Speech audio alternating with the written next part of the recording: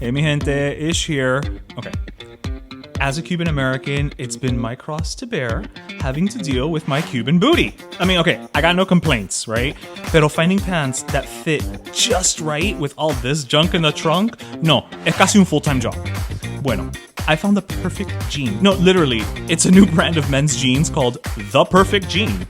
With just a 2% of spandex tossed in the mix, they are so stretchy and soft, like they just feel like a second skin. The fit is so damn good. I mean, it's like wearing the jeans version of that Venom symbiote in Spider-Man. It just like becomes part of you. It's so damn good.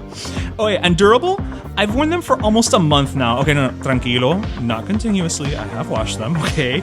But everything from the fit to the color is still like the day I got them in the mail, which is probably due to the fact that they use the highest quality materials and sewing techniques. Look, I don't know much about sewing, but I do know a good product when I wear it. And I also know a good deal.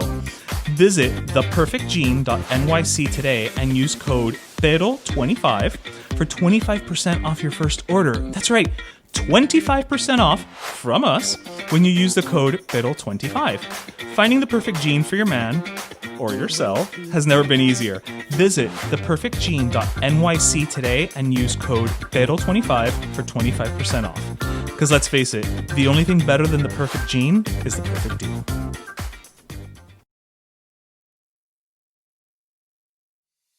Ho, ho, ho!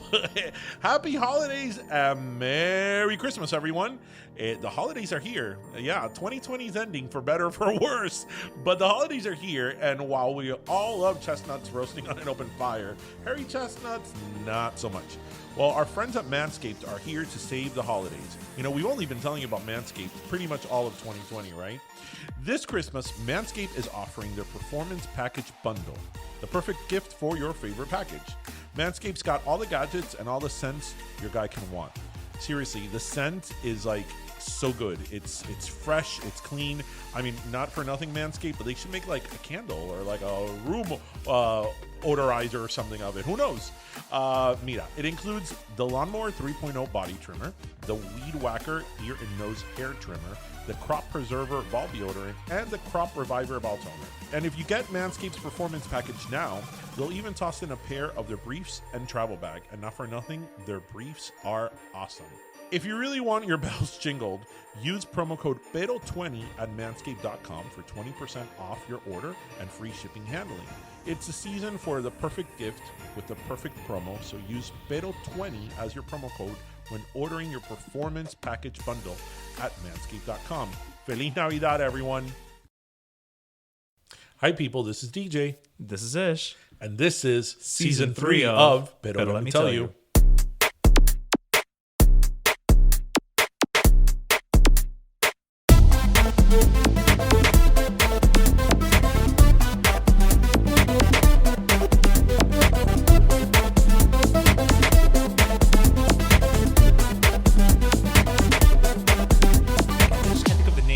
Song, but something happens that I'm head over heels. Yeah, but the name of the song is True.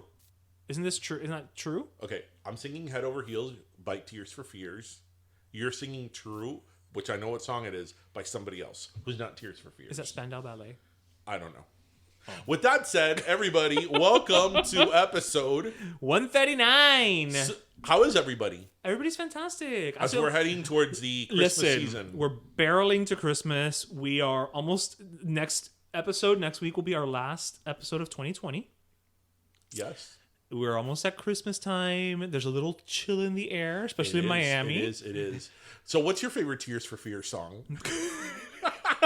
Oh yeah, let me tell you something. Don't everyone overwhelm us all at once. No, Tears for Fears was freaking awesome. I didn't say otherwise. I mean, say what you will, but Tears for Fears, because think about this, like their biggest hits, Shout. True. True is not by them. I'm thinking whatever the name of that song is. Is it Head Over Heels? That name of that song? Head Over Heels. Okay. Everybody Wants to Rule the World. No, True is Spandau Ballet, I think. Yes. Everybody Wants to Rule the World. That's right. Sowing the Seeds of Love. Oh yeah. And the Seeds of Love. Mad World. Those are like monster songs. Those aren't just little They hits. would all be on collections of the 80s CDs. totally 80s. Totally 80s. Those are like monster songs, and I feel that Tears for Fears had a very distinct sound, which is interesting because I think that Tears for Fears has a very 80s sound Without being 80s. Yes, without sounding overly dated at this point. Right. Like, you can tell kind of the period, but it's not like you could be like, oh, 1983. Yeah. Yeah. Like super, Yeah. you know. I've been listening for some reason. I've been listening this week a lot to them and Really? to Pat Benatar. Really? Pat Benatar is so freaking awesome. Oh, Pat Benatar is one of the most underrated singers, I think, out there in the world. Do you think she's underrated though? Underappreciated, let's go. Because maybe she's not underrated, but well, she's no, but let's underappreciated. forget that Pat Benatar was before our time. She was before really? no. I mean, The peak of her popularity was in the early 80s. I mean, we were kids. that's true. Yeah. I mean, it was before Madonna. That's true. So, you know, we were children. Yeah. We were too small. We were like toddlers or whatever. It's funny because I remember her songs from when I was a kid. I remember her from MTV, but MTV was still in its infancy. Yeah, so... but I wouldn't even say that she was of the MTV generation. She had songs on MTV, but I think that she had already peaked when MTV started. Okay. But, you know, Love is a Battlefield. That song is so good. And, of course, We Will Be Invincible. The Legend of Billie Jean is That one is of the such a good song. best movies. I love that movie, even though it's not a good movie. That is a good movie. It's a good movie, but it's not a good movie. No, yeah. But, yeah, Pat Benatar, like, she has such a great voice. She just has a very classic voice. That's what I'm saying. Like, Y ella no ha perdido la voz. at all. I think I saw her at like a Universal Studios Mardi Gras One of those concert. random Like one of things. those random things that just happened to be at Universal Studios, and it was like, oh, Pat Benatar's And performing. she's another one that when you look at her greatest hits, it's like, man, I know, all these songs. Yeah, me pasa lo mismo con Taylor Dane. Yeah, but Taylor Dane is a little bit more. What I mean is that Taylor Dane is, you know, una mujer de siete edad, and she still has the voice. Oh yeah. And you look at her greatest hits, and you're like, wow, this wasn't like a 1 or 2 hit situation. Yeah, no, Taylor Dane. We saw her last year at Magic City Casino, and we had press passes, so we were literally like 6 feet away from Taylor Dane, and she like blew the it was great. house down. Is that whole talk I've seen now more than when she was popular? When she was at her I saw her. peak. I saw her at Epcot at the Food and Wine Festival one year. Well, it would not be the same as Expose. Like we've seen. That's Expose, you know? At this point, like we've seen all. We saw Expose at the Freedom. The first time we saw them was at the Freestyle Explosion concert in 2005. Yes, at the AAA, right? At the AAA, and I would like to think that that was the beginning of like when freestyle kind of started. That little comeback type coming situation. back. That these were now like classic acts. People had like respect for them now. Yeah, because they were classics. Right. That I remember that when we went to that concert, we were like, we're the youngest people here. That's true. We were. Because again, the thing is that we grew up loving this music, but that music wasn't really of our time. No. It was before us. It's just that we were kids and we loved it, and here we are. constantly heard it, and you know. But that's why we're younger than their fan base. This is true. So anyway, everybody, welcome to Pero Let Me Tell You. Yes. Hope everybody had a good weekend. So is everybody getting their shopping lists ready? Well, I'm already done with all of my Christmas shopping, but I am definitely getting in the mood because this week, and I could talk for 18 hours about Mariah's Christmas special. Are we going to talk about Mariah's Christmas special? I mean, I'm going to be a little bit of a Grinch about it, but go ahead. Listen, it got me in the mood. It did things for me in the Christmas mood, not in the mood. Right. So you want to be having hot cocoa and candy canes with Billy Eichner? Yeah, sure, why not? Billy on the street. Billy on the street. I watched it last night after I saw the special. You hadn't seen it? I saw it again after. Oh God, it's awesome. It's I wonderful. love when she mentions peppermint patty. I wonder if that little tree is still in front of that Chinese restaurant. I love that there were like a couple of people that he was like, it's Mariah Carey, and they're like, whatever. They're like, hey. But then there's a people that it's like, it's Mariah Carey, and they're like freaking out. They would have probably had to get like a restraining order for me. And not even to talk about you. Can you imagine all the, like, when I watch Billy on the Street in general, I love that show. And guys, if you have not checked out Billy on the Street, it's on Netflix. So Billy Eichner is this like crazy comedian, and he goes around the streets of New York just yelling. Yeah, like yelling questions at people. At people, like random things. And like, sometimes he'll bring along a celebrity. Like with him. he'll go up to somebody, he's like, who's your favorite white person? And like random people in New York City. And the entire show is him literally It's that. running. It's just that. Around New York City, and that's why I say I'm like, this guy by the end of the show must be exhausted. That's why he's so thin. Yeah. So he did a Billy on the Street edition last year with Mariah for Christmas, and now he was on Mariah Carey's what is it? Magical World of Disney, Magical Apple Christmas TV adventure. Thing. Okay, You would think that I would be more excited about it. This is a little bit more than when you said Hawthorne. Okay, like Yeah. I would have to bring you down from Yeah. this. So she had her Christmas special this year. It was fun. It was fun. It was Christmassy. It was really camp. Super camp. You know, what a lot of people that maybe don't follow Mariah Carey as much as I do, or are fans of hers, they fail to realize that she's in on the joke. That most of the diva antics and Right. all that is like a joke. You know, people are just like, "Oh, es una pesada," and she's stuck up and all that. Right. But it's really kind of It's with a wink. yeah, It's a big She wink. takes it in this special. She like no holds bar. She totally pokes fun at the public's perception of her persona. While it's Christmas, Right, but it's Christmas. and Yeah, she exactly. changes her outfits about 20 times. Every single song is a different. And that's great. Ariana Grande, Jennifer Hudson are Snoop in Dogg. it. Snoop Dogg is in it. Jimmy Tiffany Dupree. Haddish. It was it was fun. It was You didn't fun. like it? Are we gonna have this conversation? Well, I mean, I asked you a question. I guess we haven't. You know, We have an hour to fill. In how many episodes are we in? 139. And 139 Plus bonus episodes? People, I've on a few occasions, Maybe have, expressed a slight interest in Mariah. My Right. interest in Mariah Carey. She is my favorite singer of all time. I've followed her career since the very beginning, but as you know, I'm not one of these like crazy Right, fans. that's what we've always said. We're big fans of certain people, but we're realistic about it. But I actually care for her talent and her songwriting and You're not blind. and her producer abilities. Like I see her as a musician, A creator. a creator, yes. And so I don't necessarily fall into like the crazy like fandom. She can do no thing of wrong her. type of thing. right? Whatever. And like the whole like diva like thing about it, whatever. Right. I have mixed feelings about her Christmas material, and Okay. it's really weird because on the one hand, All I Want for Christmas Is You is It's a holiday become classic. a holiday classic. It is, right up yeah. there with Jingle Bells. I'm Dreaming Santa of Claus a is Coming White to Town, like, Christmas. yeah. It is a Christmas classic that will be sung by generations to come. Yeah. And what's better than that? Right. But on the other hand, it kind of bothers me that at the end of the day, when everything is said and done, and she dies, and Right, and we all move all on. that we're left and- with is her right. musical legacy. That's This her is legacy. the song she's going to be That's her remembered legacy. for. That and freaking Hero. Like the Really? You think Hero? Hero's her signature song. Oh, okay. Yeah, Hero's I didn't know that. I mean, well, don't you see her popping up singing Hero everywhere that she sings? Like, I just kind of picture her just like at Publix, just Somebody like, dies- Santa Hero. somebody dies, Hero. We're congratulating someone, Yeah, Hero. that's true, I Somebody guess, wins yeah. an award, Hero. New It's- Year's, Hero. It's her most like preachy whatever. No, song. that is her signature yeah, song. That's what I'm saying. Yeah. Without a doubt, is Yeah. her signature song.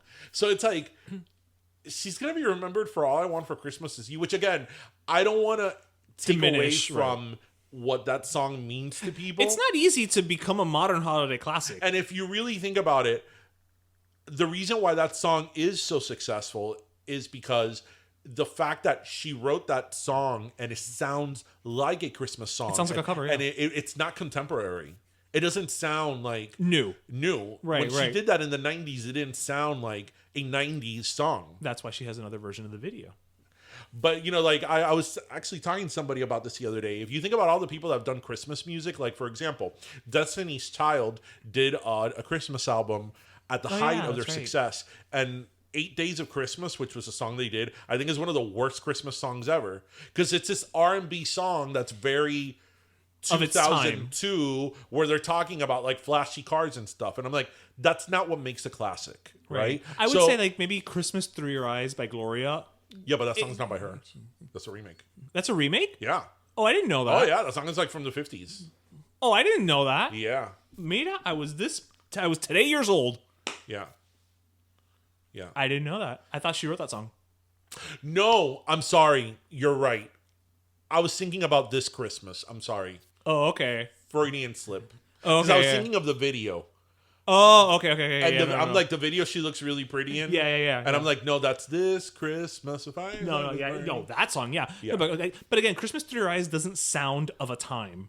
It But it's a doesn't. ballad. It doesn't. Ballads have an easier time of kind of sounding a little more It timeless. doesn't. You know, one of the other, I guess, modern, because it's still, you would consider it modern, is Last Christmas. Oh, for sure. That's definitely a classic. When all is said and done, I mean, George is no longer with us. But if you think about Last Christmas, even though Last Christmas doesn't sound as retro as Like All the I Want for Christmas synthesizers. Is You, there is, but it's a very simple song. Mm-hmm. It doesn't, it's not crazy. It's very simple. Right. So again, that's always like the back battle. and forth I have. Like when I see these memes of people putting like, oh, it's time to put Mariah back in the bag until next year. Right. Like, I find it funny, ha ha ha. But then I'm like, this woman has an incredible catalog of music. She has that she's written. She has 19 number one singles, more than any solo artist in history. Only second to the Beatles. Solo artist overall? Not just female. No, solo artist. Okay. She beat Elvis. Oh, that's right. She beat Elvis with Touch My Body. When that went to number one, that was 18. All I Want for Christmas was 19. So she has 19 number one singles. And, you know, she has this amazing catalog of music. I've always said that her best music is the music that are album cuts that nobody hears. That's usually the case for all artists. And it's like, all that is great. That's fine. That's wonderful. But at the end of the day, she's going to be remembered for All I Want for Christmas Is You. So that's why I'm always like, ugh. Yeah, on the one hand, I get it. It's like she made herself immortal. But on the other hand, it's like, oh, but like, there are worse things to be known as than the Queen of Christmas, though. I know, but like, I get where you're coming from. For somebody I do. who loves, especially her lyrics and her songwriting and her production as much as I do, like, it's like, man, people are gonna like that song more than like The Roof or Looking In or you know, some of these songs of hers or Underneath the Stars, like these amazing song of hers that only like fans know, and it's like, damn it. But I think eventually that happens to all artists. But I guess, you know, yeah, I mean, yes, she immortalized herself. I mean, I think that if we go far enough into the future, you know, Madonna may just be always known for like a virgin or Material Girl. You know what I mean? And that's not even the beginning, quote unquote, of her real career. Yeah, you know but what I mean? it's different. But it's different because, you know why it's different? Because Madonna, somebody like Madonna, who's the you could arguably say the most famous female singer of all time. And this is happening now. Like, the new generation doesn't know Madonna. They don't. You know, they eventually will find out about her, but they find out when like a modern artist talks about their influences, and not even because not now even. the influences are like Christina Aguilera, right? Because when like the Britneys and Christinas and all these girls came out in the late 90s, early 2000s, those were the ones that were influenced by Madonna. Right. That's why there was such a Madonna love fest on MTV in the late 90s, early 2000s. Right. But now, like, the girls that are influenced by Britney, Christina. No, not even Britney and Christina. No, the girls who are coming up now. Yeah, the girls who are going to come up 20 years from now are going to be the Lady Gagas. No, I think that the girls that are coming out now aren't even influenced by Britney and Christina. That's before them. I think they're influenced, like, I don't know, by Ariana Grande or something. Ariana Grande's already been around for like 10 years. Shit, you're right. And so has Gaga. Yeah. I don't realize how time flies. Yeah, so think about it. If you are an 8-year-old kid and Lady Gaga came out 10, 12 years ago, yeah, and now you're 20, 21. Yeah, that's it. That's your influence. That was my influence. So yeah, like, but what you were saying about Madonna, like, I think that she'll be known obviously for everything that she did, but people will see it like kind of like in a past tense, like, oh, that was that music. It was She's very an relevant. Elvis. She was an icon, whatever. But All I Want for Christmas Is You, it's like you're gonna be bopping to that song. At least for 2 months out of the year. And you're gonna know that song and love that song, and it's gonna be on your iPod. Right. I just dated myself. On your mobile device, whatever that may be. It didn't even register in my head that you said iPod. Yeah. That's Yeah, we just dated ourselves. So, the one for Christmas is you. And for the record, my favorite Christmas song of hers. This is why I always tell you that, like, with her, which is true of most artists, but with her, her popular music or her commercially released music, it's great, but the ones that aren't released are like, you can't even compare them, because what do I always tell you is my favorite Christmas song of her is Miss You Most at Christmas Time. That wasn't a single? That was the second single from her first album, but that song didn't. Okay, no, because I mean, it was eclipsed by All I Want for Christmas Is You. Okay, because I remember it being released. That's why I asked. It has a video. Okay. But you know, it's in the grand scheme of it all. She doesn't really perform that song that much. But if you want like a beautifully written like song, I actually think that's an even better song. That's actually my favorite Christmas song of hers. But it's a sad song, so. It's pretty fucking depressing. Yeah, so it doesn't really go as far during the Christmas season. But Last Christmas. But the difference is that Last Christmas has the music of it is a little happier. It's a little more cheerful, right? It's a little more cheerful. So actually, I feel confident enough in my fandom of Mariah Carey and my love of Mariah Carey to say I actually like Last Christmas more than All I Want for Christmas Is You. I love Last Christmas. I think it's such a nice song. And for us especially, it's so nostalgic. Absolutely. Because, you know, my brother was very into George Michael and Wham. Is. And that was that was a staple in our household. Yeah. Last Christmas. And then my mom would be like, ay, qué linda esa canción. So what are some of your Christmas songs, everybody? With that said. Okay. With that said, what's your favorite Christmas song of all time? My favorite Christmas song of all time. El Burrito Sabanero. Okay, I like El Burrito Sabanero. If you're Hispanic, there's especially from Miami, there's a special place in your heart for that song. For the DJ Laz remix especially. Tuki, tuki, tuki, tuki. You know, I don't know what my favorite Christmas song is. I can tell you what my absolute hated Christmas song is. Oh, let me try to guess. It's either one of two songs. It's either, what is it? Ring the Bells, Wartime Is Over, that Paul McCartney song. Is So This Is Christmas? Yes. Or?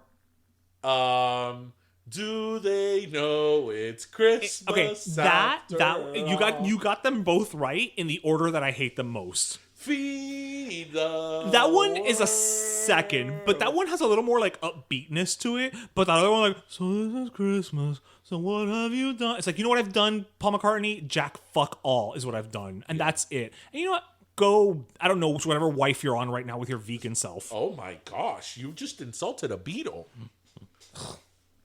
Iman, we don't want to lose listeners here with your insult of the Beatles. I just want to put on the record that I do not dislike the Beatles. I actually like the Beatles, own several of their greatest hits, and I acknowledge their contribution to music. You know my thing about the Beatles. I don't necessarily dislike the Beatles. I dislike all of the hoopla around the Beatles. It's like Lady Gaga. Right. Except for that stupid ass song, Imagine. Que canción pa caerme mal. I really hate that song. Imagine? I do. It's one of the worst songs ever written. I really, really hate that song. And I hate when people say that it's inspirational. Oh my God, it's so inspirational. It's it like, feel things. Oh, you know who says that? People who post pictures of themselves at Christmas and be like, me with my little family. It's like, you know what? I'm not going to feel bad for you. You know what? Oh, well, you have a little family. I don't. I've never liked Imagine. I don't like the lyrics. I don't like the melody. Because there's nothing to like. Well, no. I don't see it that way because that song is a classic. So, you know, if millions of people like that song... So is Macarena. Listen, Macarena, the original version, is a pretty good flamenco song. That's true. Let's look at the flamenco version of it. Yes. There's skill in there. There's skill in there. Okay, fine. Fine. You know what? So is Who Let the Dogs Out. Okay, I'm not going to argue with that one there. Or the Scatman. Right. Those are terrible songs. Actually, I like Scatman more than Who Let the Dogs Out. Because I feel like scatting is and I like form. Scatman more than Imagine. Yeah. I'd rather listen to Scatman on a loop. Okay, so what's your favorite Christmas song? I don't really know. I don't know. It fluctuates depending on like the year and what I'm listening to. So and my favorite all-time Christmas song has to be the Christmas song. Chestnuts roasting on open fire. Yeah. The Nat King Cole version. Yes. Yeah, it's pretty. I think that song is beautifully written, and the end, it's just so pretty, and it's actually, that song is very melancholic because it's the lyrics are very nostalgic, bittersweet. Yes, you know, because you think about like not only the Christmases you've gone through, but how we're here together and how we may not, that next year's not promised, right, and all that, and it's like this is like a lot of deep thinking for Christmas. It's interesting to me that this time of year, for as happy as it is, it can slide into a very sad moment. Oh, it's definitely happened to me. You know, and especially like I feel like it's happy, and it's like December 26th. Now you become like for a lot of people, it's like because the ramp up to Christmas is all about the happiness, right? But then when the year's coming to an end, you become like, so depression during Christmas is a very real thing. It's absolutely very real. Say I suffer, and guys, if you suffer from it, please get help. I wouldn't say I suffer from it, but you understand I think that as I become older, I definitely get a lot more reflective on Christmas. Similar to how you said your birthday. My birthday, and I have always, since you know me 30 years, what holiday have I told you I don't like? New Year's Eve. I don't like New Year's. On January 1st, I'm fine. I'm happy as can be.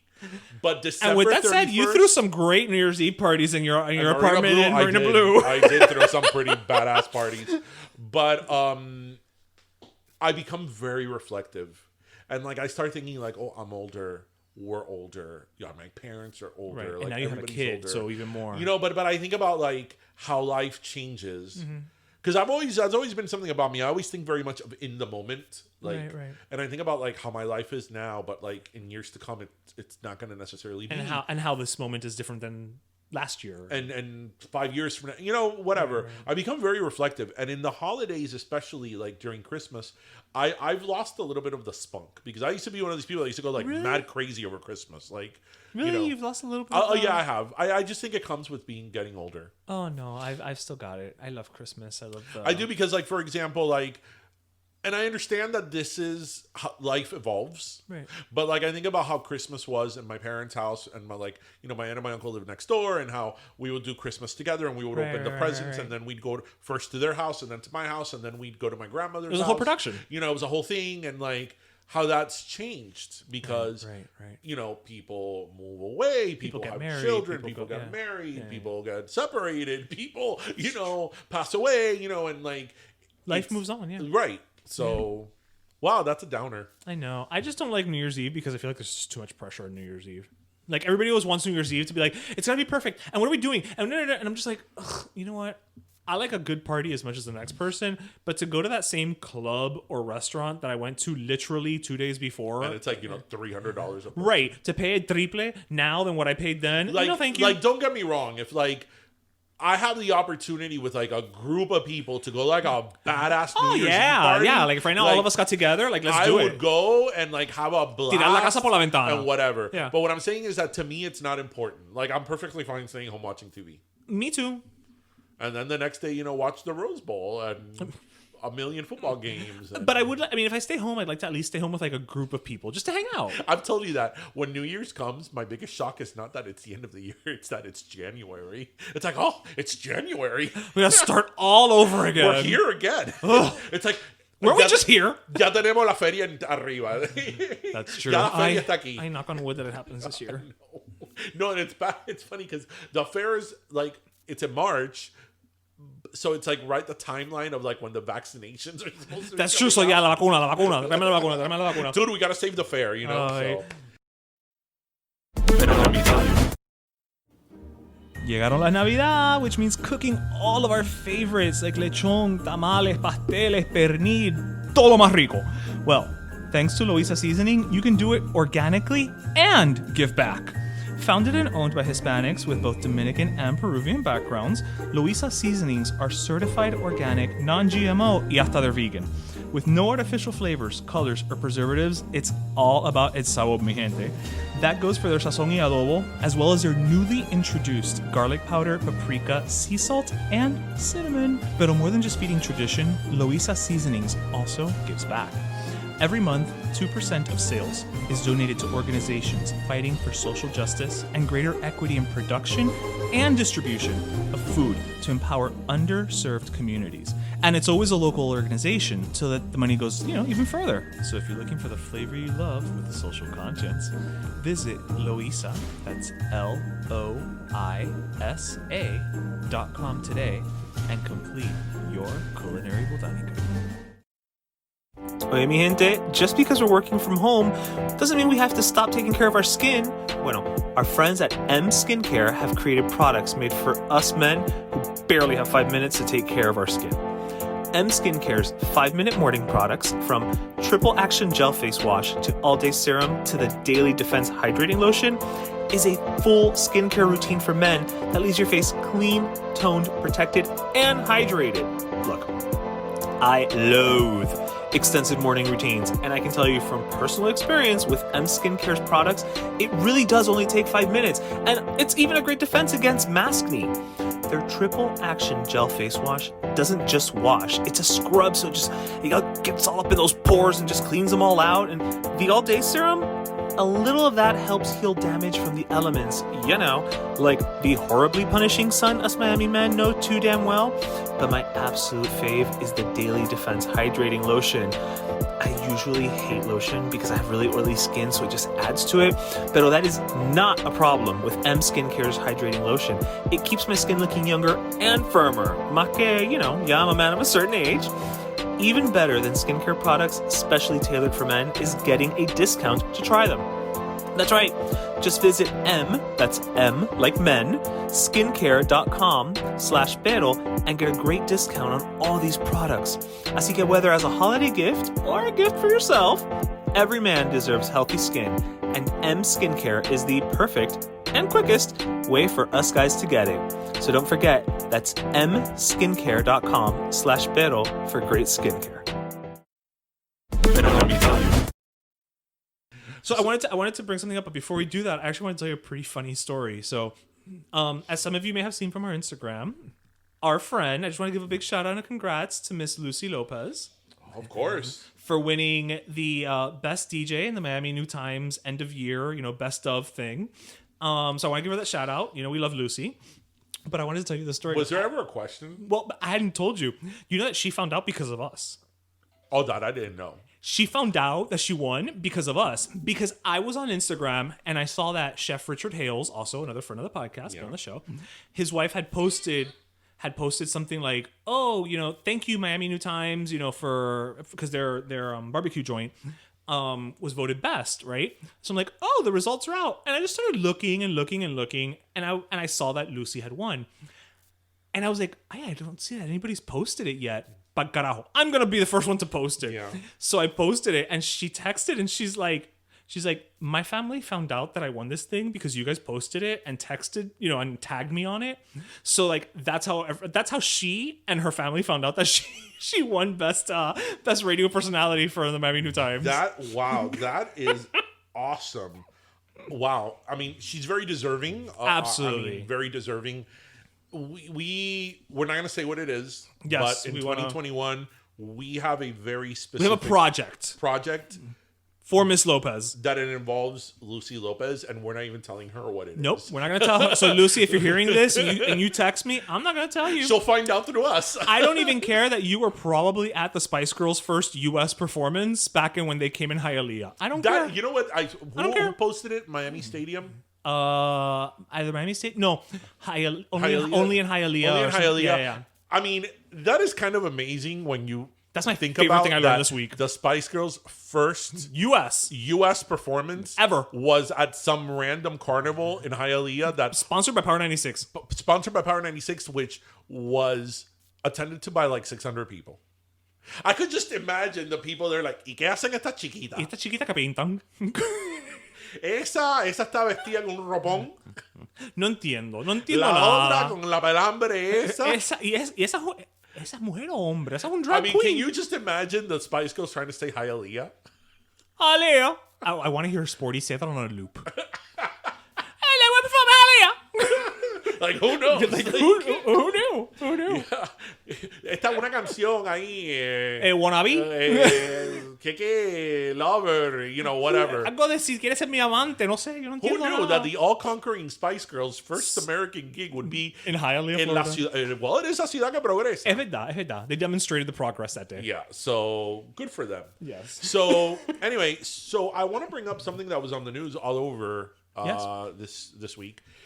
That the FTC, the Federal Trade Commission, Thank you. I wanted to bring that up too. filed a suit. 48 out of the 50 states. 48. Well, along with 48 of the 50 states, also filed suit to dismantle Facebook.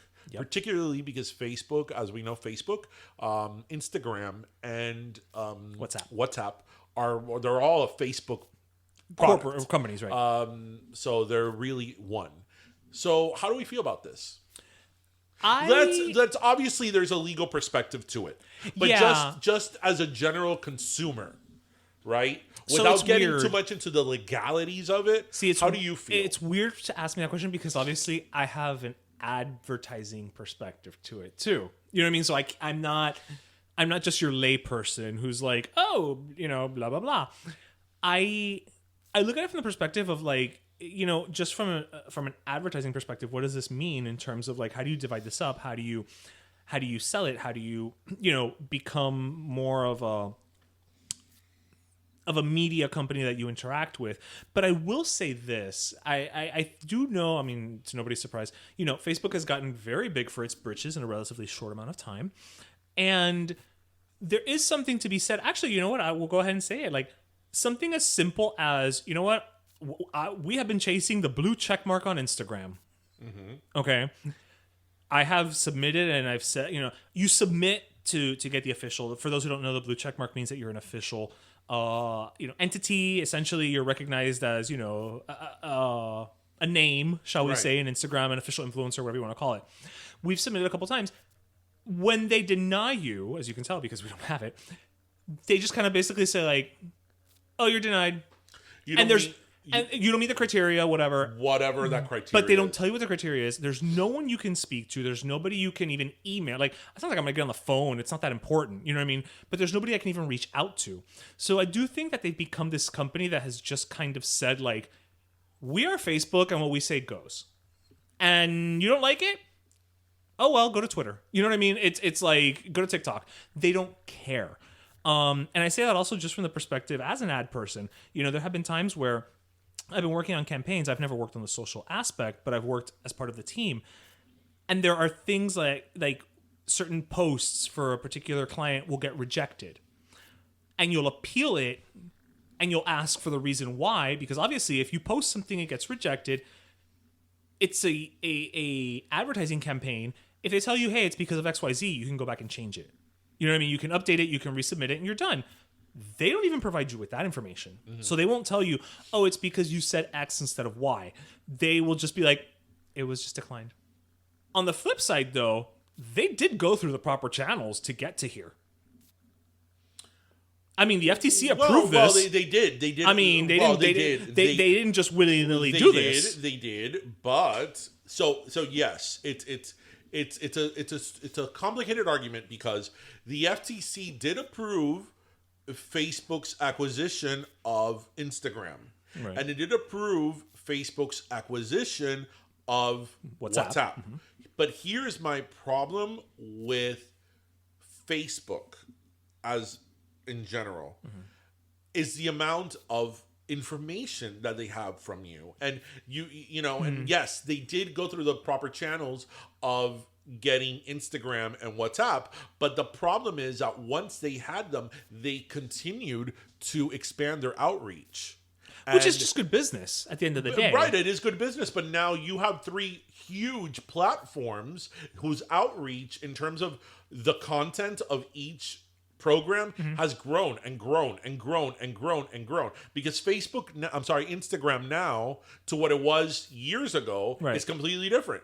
Fair enough, but you could make the argument. I mean, I know it's not comparable necessarily, but you could make the argument of like a TV station. You know, when NBC started out, their goal was to keep growing viewership and to keep growing users. Right, and because my problem with them is the amount of information that they have. Because as is that where their argument is coming from, that they want to break it up? No, their argument is kind of like, because I didn't read more than the headline. Kill off the competition. You know, Snapchat was emerging. And then that's when we got story. Right, we got Instagram stories. Right. Snapchat died. But that's business. But my issue isn't even the business, because the truth is that in terms of social media platforms, you're going to go to what's popular. Amazing platform that if nobody's on it, nobody's on it. But the point is, the amount of information that they gather from you, as we said a couple of months ago or whatever, that we were here recording, and we were talking about a different world.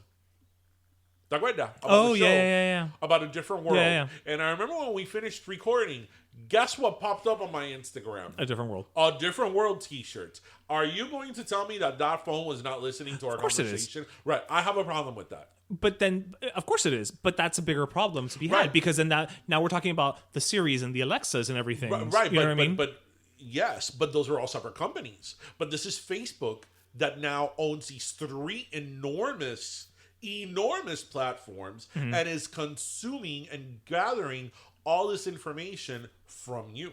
See, the human part of me agrees with you, but the marketing part of me says like, yes, and that helps me become better marketers. Right, but as you know, there needs to be a limit as to how much you can market. Because if you're listening now to my private conversations to see what you could sell me, you know, that's the line. That crosses a lot of lines. That's the line, You know, not only legal but ethical line. I don't care if the government's listening to me. I have nothing to hide. Yeah. So you know what? If the government or the NA... Listen, once a week we get together to talk for an hour, so knock yourself out. Exactly. We record it. You know, if the NSA wants to listen to me, listen to me. You're not going to find out anything groundbreaking. Yeah, exactly. You know, you're going to hear me being faked interviewed by myself. It's going to be some of the most boring conversations you will ever hear in your life. It's going to be like, I would like to thank the Academy for my award. It's me planning my fictional world tour. Yeah. You know, yeah. So, but I have a problem with this huge conglomerate getting so much information from me. Yeah, because I agree. At the end of the day, yes, I know that in terms of marketing, they're going to try to throw marketing at you and throw commercials at you anywhere you go. But at the end of the day, that's not why you're going on there. Correct. You're going there to quote unquote share. You're with your going out friends. there to share. Right. So, okay, fine. I'll deal with some ads. But then on top of that, your ad... because to do it for free, you have to... I mean, it has to be a paid ad model. The data that you are using to make money, you're getting from me. I'm giving it to you voluntarily. You're getting my data to make money for your company. Right. So, I don't know I don't know enough about, securities exchange and all that, because that's a very, very specialized area of law. So I don't know if this has anything to do with Facebook being a little now naughty with the government. It doesn't help. And that's another issue. I mean, look, Facebook is something, and I mean, that's a conversation that maybe we could have another day. That's a much longer conversation. Facebook is something that started off as a pastime and now is a world dominance. Yeah. Right? Well, the goal of Facebook is to keep you on Facebook. You want to get your news? Get it on Facebook. You want to do your shopping? Get it on Facebook. I mean, their goal... that's evolved from the original product. Right. But I'm saying their goal is to keep you on Facebook day in, day out. Right. But by the way, if you're on Facebook and you visit Better Let Me Tell You or Instagram, you can purchase our t-shirts so easily through their platform. Right. Pero let me tell you shop.com. But what I'm saying is that Facebook started as one thing and it turned into another. Right. It evolved. And in turning into another, there's ramifications for that. Because as you see now, the whole big thing was Facebook in the last few years has been of posting fake news. Right, because anybody can post. They're not a news organization. Right. But when 80% of Americans are getting their news from Facebook, if it walks like a duck and quacks like a duck, it's probably a duck. It's a duck. So if you're not a news organization, but 80% of Americans are getting their news, which I don't understand how anybody would get their news from Facebook. But you're talking to the guy who watches NBC, CNN, BBC, Sky News, and PBS, and NPR. So why anybody would get it from Facebook beats me. But when 80% of Americans, or whatever ridiculous amount of people, are getting their news from Facebook, are you now a news organization? I mean, I don't agree that they're a news organization. They might be. I would say they are. I don't think they're an organization. I think that they are a conduit. They are sharing news, but I don't think they're an organization. Well, there's not. They're not like the Associated Press. That's what I'm saying. They're not. They don't have reporters. But if they're the distributor and they are the distributor of so much news and so much content that's newsworthy, then I think you're a news organization. Does that mean that any website that distributes news is a news organization? To a certain extent, they are. But in their extent, they have billions of readers. Mm-hmm. So I can come up with a website that says, the West Kendall News, and put whatever mierda I want there. But if 5 people are reading it, who's going to care? Right. What I'm publishing on So there. You think that the amount of people is what makes it a news organization, Of not course. what they do? Of course, because the thing is that people are going there to get their news. People are using it as a source of news with the intention of getting their news from there. Mm-hmm. So again, they're not the ones creating the content, but at the very minimum, they're a distributor of news. So in a case like that, okay, let's say something gets shared. Let's use CNN.com, a news organization. It's a well-established news organization. They have a Facebook page. They share something. Is the news organization CNN or Facebook at that point? Right, but let me ask you something. Maybe you do, because of your background and just because of who you are. How many people that read Facebook and come up on a news story check to see the source? That's valid. Because people, because God knows I do. What people do, they repost it from ABC. Some people don't even read more than the headline or whatever made up. Russian, whomever, pseudo patriotic. Because a lot of these news places are, especially the ones that are very partisan. Yeah, like Eagle Freedom Patriot News, right? Or whatever. Or from like Russia. Yeah, right, yeah. right. People don't check to see what the source is. They just see it. It says the narrative that they want. Share. Right. No, I don't disagree with that. Right. I'm not disagreeing with you on that fact. Right. So, I would argue that they become one. Maybe they originally weren't one. Mm-hmm. Maybe they didn't set out to be one. But I would argue now that they are one. Because people are going there to get their news. I don't know. I think it's a slippery slope. No, it is a slippery slope insofar that it doesn't have a black and white answer, right? Mm-hmm. Because if I post something, then are they held liable for what I post? What you post?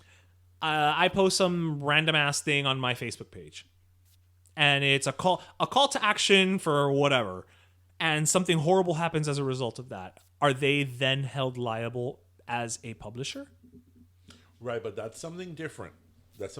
Because if something happens in terms of violence, that's different than what I'm saying. What I'm saying is that a news organization has a duty of accuracy in their reporting and of being truthful. There's certain standards to it, right? Bias is okay, but there's certain standards that things have to be true. Right. It has to have facts. Right. And the problem is that millions of people are getting their news from Facebook, and a lot of the news that they're reading are just straight out not true. So that's why they've started to put those filters that say this has been shown to be untrue. Right. Read it at your own risk. Read it if you want. Repost it if you want. But our fact checkers find that this is not true. I agree with something like that. And I'm totally about not censoring people. Like I believe you shouldn't censor. I mean, even when it's something you don't want to hear that offends you, that's the speech many times that has to be protected the most, right? Right. But I think that they are at the point that they're a news organization, or at the very minimum a news distributor. Well, agree to disagree. I don't necessarily agree with you, but I know something we can agree on. What? the sad, sad news that One Day at a Time is finally officially canceled. Yeah. Did you ever finally watch your political episode? I have not. Actually, I'll go back and do it now. It's great.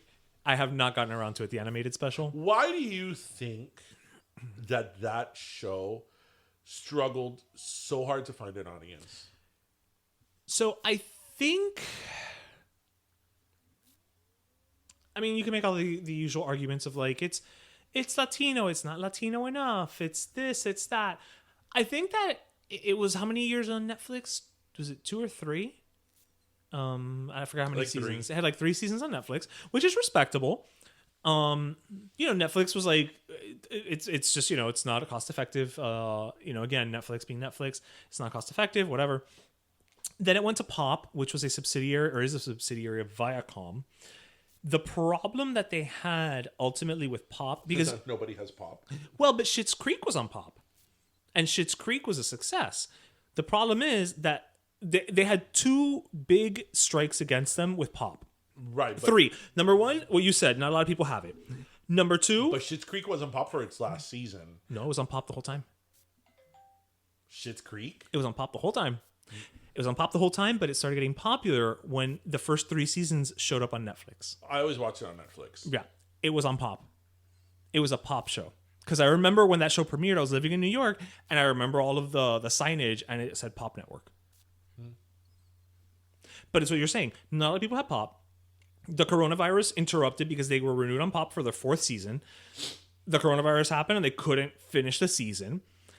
And then on top of that, Pop decided to change the content of the channel. So they were no longer going to be doing scripted television. Why? They're just going to be doing like unscripted and like reruns of things. Like that, they're just going to be doing that type of bullshit. So after having such a success with Schitt's Creek, I know. Unscripted, ugh. I know. But I don't want to. It's cheaper, But, and then like you asked me earlier, like, right, but wasn't it on CBS? The thing is that was part of its contract when it was acquired by Pop, because Pop and CBS are both Viacom, is that when it concluded its run on Viacom, it would then have a second run on CBS to try and basically get more viewership. So obviously that didn't work. But I think the biggest hindrance that it had was the whole coronavirus thing. Because by the time that they started production, they were only able to get like 4 episodes done. Right, but it didn't help. No, but the show never found an audience. Like when I mean it did find an audience because it found a big enough audience. It found a big enough audience that, I mean, this was like a complete grassroots. Its renewal to Pop was basically a result of, So it did find an audience. I don't want to say that it didn't, but in terms of a wide mainstream audience, success, that it was mainstream, it failed to, and that's one of those shows that I try to understand why, because the show is hilarious. It has something for everybody. It's kind of different from a lot of shows on television. There's so many avenues, from the Latin avenue to like LGBT issues, to trans issues, to immigration issues. So as I said, there's something there for everybody. It was very woke for its time. It was critically acclaimed. It absolutely was. So it's like, what happened? It had Rita Moreno, I wish I had the answer, because in the last year alone, we've seen United We Fall, which had, a big Latino cast. Did great out the gate, and then it got canceled. Baker and the Beauty. Man. Baker and the Beauty got canceled. United We Fall got canceled? It got canceled, yeah. I liked that show. That show was really cute. It was really fun. I wish I had an answer, because it's one of those things where it's like, we're like, we need diversity. But I just feel like our people are not watching. Either our people are not watching, or we're not as big of an audience as we once thought, or we've become so fragmented that whereas in the past, our reach as a TV viewing audience would have been huge, but now because you've got, your Peacock, your Netflix, your Hulu, your this, your that, your Discovery Plus now, your Disney Plus, your Amazon Prime, everybody's just watching whatever they want to watch, and it's a little harder. It really is harder to capture an audience. It is, but I agree with you in the sense that, yes, as we've discussed here many times, there is such thing as too much choice. But it isn't because you still have shows that are runaway hits. Oh, absolutely. You know? And like Stranger Things, let's say. Or now The Queen, The Crown. The Crown, I mean, as we discussed last week, The Crown now it's in its 4th season, and while it's always been popular, now in its 4th season, it's become more popular than ever. Yeah. And there's shows that off the gate, like Queen's Gambit, has been a huge that miniseries, success. Yeah. So there's shows that have been, huge successes, and they've maintained the momentum. What concerns me about things like this happening is that then this gives networks and studios examples to point to when we come and say we want to tell our stories. It gives them something to point to and say, yeah, but we tried that and it didn't work. I think also what happens sometimes is because, I mean, just be speaking from personal experience. Excuse me. A lot of times these shows, and Netflix, and One Day at a Time, especially with Gloria Calderon-Kellett being the producer and writing a lot of the material, and she is Cuban, so she was speaking from firsthand experience. I think a lot of times, like, let's talk up, specifically to One Day at a Time because it's a Cuban show, so it's something we could speak to.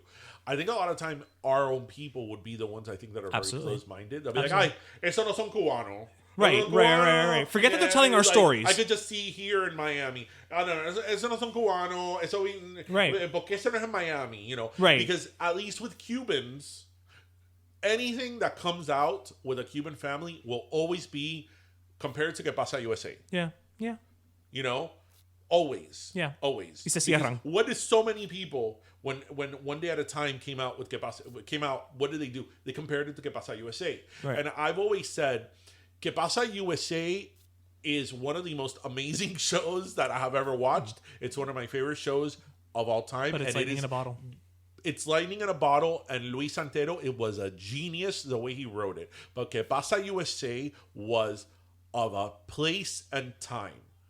He captured a place and time exactly. That moment.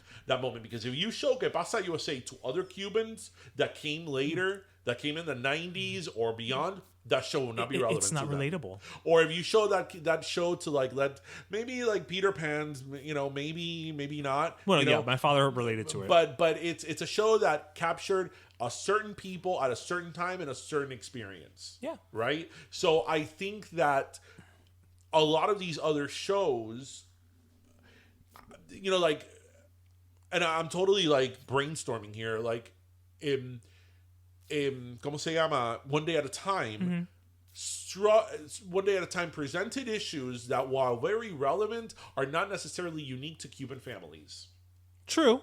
Whereas Que Pasa USA was very unique to Cuban families in the 1970s in Miami. Ahí en la 8. Yeah. So that's why you saw your family in Que Pasa USA. Right. This was a little broader, and not in a way that diluted things, because I don't feel like the Cuban family presented was generic at all. And Gloria Calderon-Kellett, did an amazing job in getting those nuances. Like the butter, the country crock. They ate ropa vieja. The ropa vieja. When they go to the the episode, I think it's in the first season or second season, when they go to the baseball game. Es todo un show. They took like sandwiches. We don't buy food here. When the the papito wanted to go away for a baseball trip, and they were like, no, if I can't go, he doesn't go.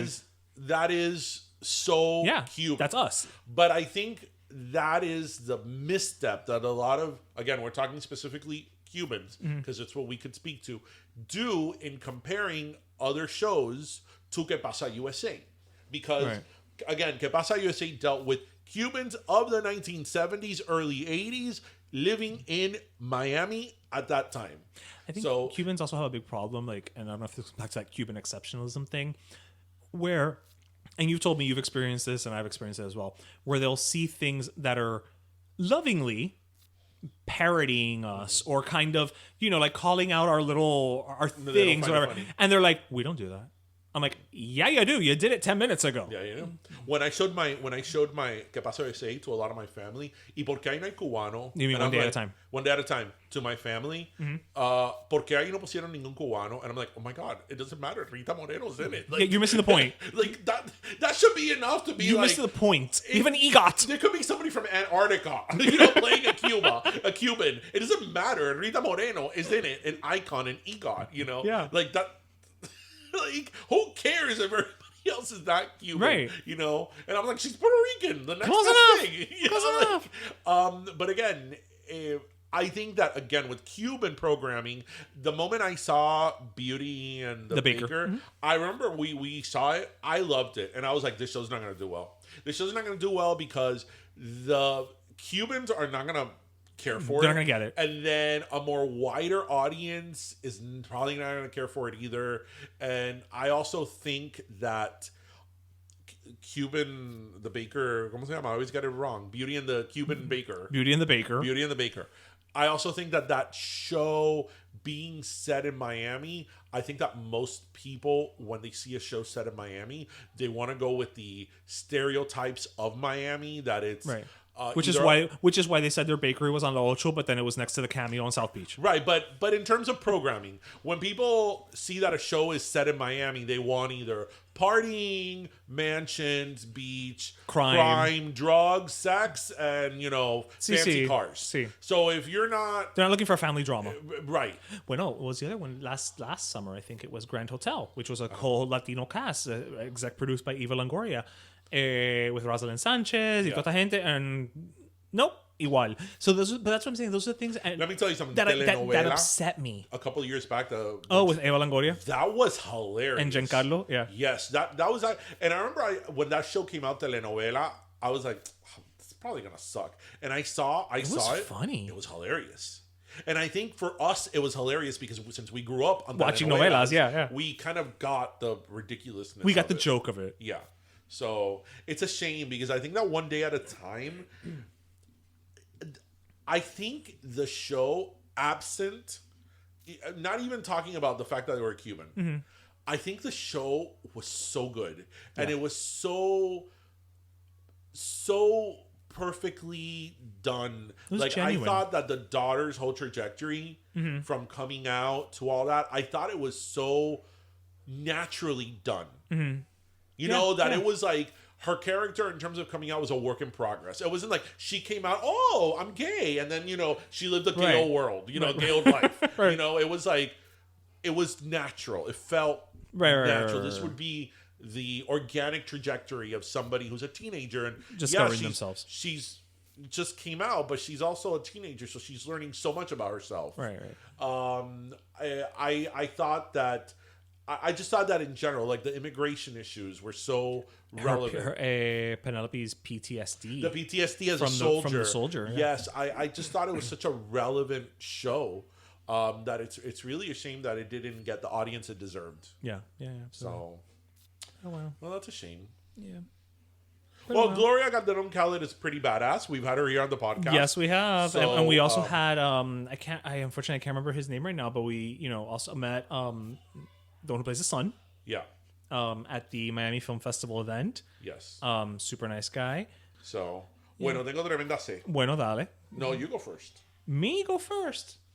So, I am going to give my last soda because I know you've said before that it's amazing that in 2020, almost 2021, there are still these moments where we have to go, this is the first blah, blah, blah. Mm-hmm. But I'm going to give it to Monica Richardson. Oh, Monica. Do you know who Monica Richardson is? Dime. She is the first black executive editor in the history of the Miami Herald. Oh, okay. Say bon appetit. Of the Miami Herald. Really? Yeah. And it's one of those things where it's just like, wait a minute, we're in 2020. We're just now having the first black female. She's the first black executive, but a female as well. Executive editor in the paper's history. And the Miami Herald, o sea, estamos hablando de un periódico que tiene 100 y pico años. So, yeah, Monica, this soda is for you. Wow, that's awesome. Yeah, it's incredible when you hear first this, first that, and you're like, oh my God, it's 2020. And they're still firsts. They're still first, and I'm especially I almost taken feel aback when it's a woman. or like the first black, first Latino, Right. first like todavía que tú me dijeras the first trans person. No, yeah, that's another I'd be like, layer. okay, that's a newer layer. But like first woman or first black man or black woman, whatever. Yeah. It's like, oh my gosh, like what? Yeah. What? So good for her. Congrats. Yeah. She deserves a soda. She deserves does. refreshment. I'm sure running the Herald is very, very, needs hydration. So I'm actually gonna give my last soda to the Dairy Queen at Minneapolis. I'm at I'm sorry, Baynard, Minnesota. It's not Minneapolis. It's a suburb. It's about 100 miles north of Minneapolis. Okay. So this is why. I can't wait. And this is the type of stuff that I wish the news would cover this type of stuff more. Okay. They did a pay it forward, and it included over 900 cars. 900 cars. It lasted for 2.5 days. So basically what was happening is that people were going to the drive-thru and they were paying for the meal of the person behind them. Right? So I would roll up to the drive-thru and they would tell me, oh, the person in front of you paid for your meal. Right.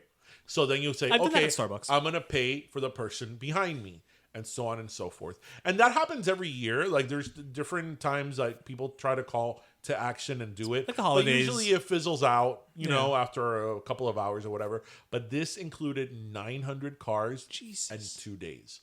So that begs the question, right? Who was the son of a bitch that stopped it? that stopped it?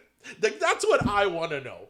Okay, Ebenezer Scrooge, did you drive up to the Dairy Queen of Minnesota and be like, I don't care. I'm not paying for the person behind me. Maybe, in all fairness, maybe era alguien que, didn't get paid till like next week and they only had enough for their meal. You're at Dairy Queen.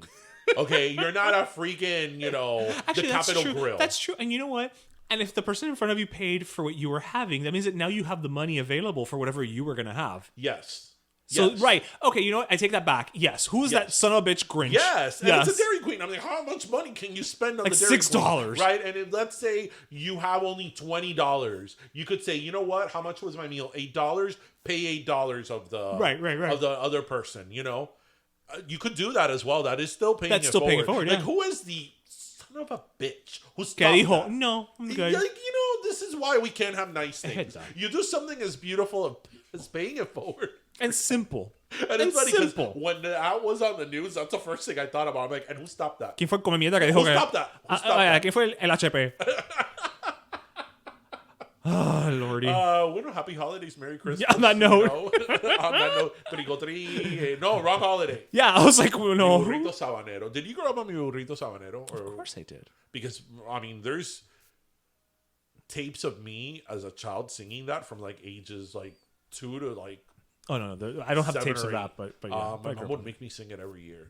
Tuki, tuki, tuki, tuki. Your face as you did that tuki, tuki, tuki was just like, ugh, that damn donkey. And it's funny because I've even thought about it in English. If they see me on my way to Bethlehem. If they see me on my way to Bethlehem. Burrito sabanero translates, obviously burrito is donkey. Sabanero is... I have no idea. That it's like covered in sábanas? Like it's a like a that blanketed donkey? I don't know what it means. I know it's Venezuelan. Oh, okay. All right. Bueno, listeners who are Venezolanos, let us know. The song, I don't know about the saying, but... Bueno, pero si la canción es venezolana, maybe it's a saying venezolano. We talked about all these songs, right? And we didn't talk about one of the most obvious ones. I wanna wish you a Merry Christmas. That's right. Didn't the Men and Booty Girls have a Christmas album or a Christmas song? I'm pretty sure they did. I'm pretty sure they did. I could imagine them singing Jingle Bell Rock. You know what? Let's save that for 140. Anyway, because what else ends the year than Men and Booty Girls singing Christmas? And if you know who the Men and Booty Girls are, you will thank us in advance. Or if you're one of our listeners and you were a Men and Booty Girl, please reach out to us. Reach out to us. We'd love to have you. We'd love to have you. Gone but not forgotten. Ever. Just like the box Televisión musical Que que tú tú controlas. controlas. With that, everybody, we hope you listened, laughed, and learned. Yes, we talked about the Federal Trade Commission Christmas song, Men in Booty Girls, and the box in one episode. We hope you listened, laughed, and learned. And as always, grab your pastelito, let's make it festive. Okay. Your turrón, Okay, turrón. tu crema de brie, Crema de vie. which is much better than the Cuban version. No, crema de vie It's is the Cuban it's the one. Cuban one. Coquito is the Puerto Rican one. Right. Which is so much better than the crema de Yeah, de vie. No, so let's get rid of the crema de brie. Okay, so it's Turrón, chocolate caliente y y coquito. coquito. I was gonna say churros, but okay. Oh, but churros are, 365. That's true. It's a little chilly. Well, everybody, let's go to We're hungry, is what you're taking away let's from call this. Steph and go to La Palma. Ooh. We have a phone call to make. Everybody have a great weekend. Pero Friday. Have a great time. All right, cuídense, mi gente. Bye. And happy Christmas shopping. Yes. Pero Let Me Tell You is co-hosted by Darian Borges and Ismaeliano, produced by Ismaeliano, and our theme, Pero Let Me Tell You Freestyle, is composed by Michael Angelo Lomlaplex, the official gay guy. And don't forget to subscribe and leave us a review on iTunes.